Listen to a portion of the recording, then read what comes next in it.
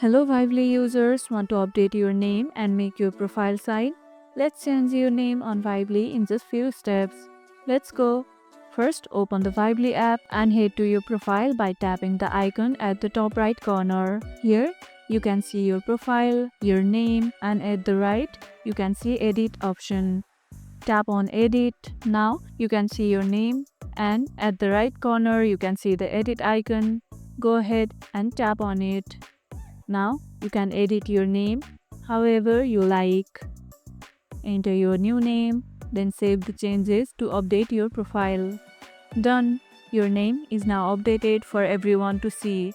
If you can't save your new name, make sure your username follows Vibely's guidelines and check your internet connection. What's the first thing you change when you sign up on a new app? Let me know in the comments below.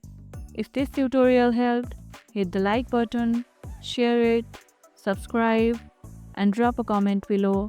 Thanks for watching, and I'll see you in the next video.